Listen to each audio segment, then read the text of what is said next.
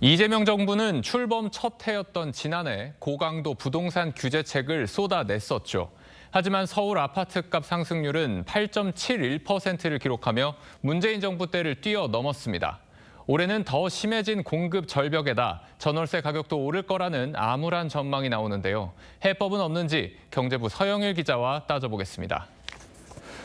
서 기자, 지난해 서울 집값이 많이 올랐는데 올해는 어떻게 전망이 되고 있습니까? 네, 저희가 학계와 민관, 기관 등 부동산 전문가 10명에게 물어봤습니다. 전문가들은 한 목소리로 서울 아파트 값은 오를 수밖에 없다고 답했습니다.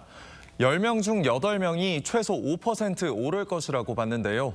지난해만큼, 그러니까 8%까지 상승할 수 있다는 예측도 있었습니다. 지난해 세 차례 고강도 대책을 내놨는데 집값은 오히려 정반대로 움직였단 말이죠. 왜 이렇게 오르는 겁니까? 우선 서울에 집이 없습니다. 전문가들은 모두 공급 부족을 원인으로 꼽았습니다.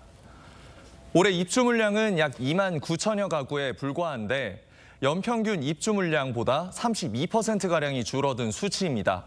이 경기와 인천 등 수도권으로 넓혀 봐도 11만 가구 정도로 20% 가까이 줄어들 것으로 예상됩니다. 여기에 정부의 확장 재정과 기준금리 인하로 시중에 돈이 많이 풀린 것도 집값을 밀어올리는 이유로 꼽힙니다. 그 전세 대란도 예고가 되고 있죠. 전문가들이 올해 주택 시장을 두고 공통적으로 우려하는 게 전세가 급등과 전세의 월세화입니다. 지난해 11호 대책에서 서울 전역과 경기 주요 지역을 토지거래 허가구역으로 묶으면서 전세 매물이 줄어든 데다 전세자금 대출도 어려워졌기 때문인데요. 서민 주거 불안이 더 심화될 것이라는 겁니다. 전세의 보증금 마련이 어려워지면서 이게 월세로 밀려나는, 그래서 주거비 부담이 커지는 악순환이 좀 나타날 수밖에 없겠죠. 그렇군요. 공급을 크게 늘려야 실마리가 좀 풀릴 것 같은데요. 맞습니다. 하지만 정부는 지난해 말 공급 대책을 발표하려다 이달 중순 이후로 미뤘습니다. 김윤덕 국토부 장관도 공급은 단기간에 짠 하고 만들어낼 수 있는 사안이 아니다라며 서울 지역의 공급 여건이 특히 아쉽다고 고심이 깊다는 점을 내비쳤습니다. 서울에 집 지을 땅이 없다는 거죠. 때문에 전문가들은 도심 공급을 늘릴 수 있는 재건축 규제 완화와 용적률 상향 등을 주문하고 있습니다.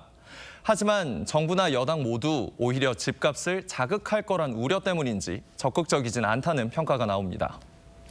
공급 대책이 통하지 않으면 집값을 잡기 위해서 결국 세금 카드를 동원할 수밖에 없다. 이런 말도 나오는 것 같아요. 맞습니다. 우선 다주택자 양도세 중과 유예가 5월에 끝납니다. 여기에 보유세 인상 얘기도 나오죠.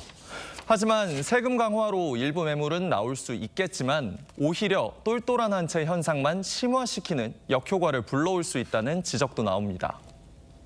오히려 가격 상승을 유발하고 보유세 상승분이 임차인들한테 전가되는 이런 현상들이 나타났거든요. 신중하게 의사결정을 해야 될 거다. 과거 정부에서도 고강도 부동산 규제를 한 적이 있었잖아요. 그때 집값이 어떻게 움직였는지 돌아보면 답을 찾을 수 있지 않을까 합니다. 서 기자, 잘 들었습니다.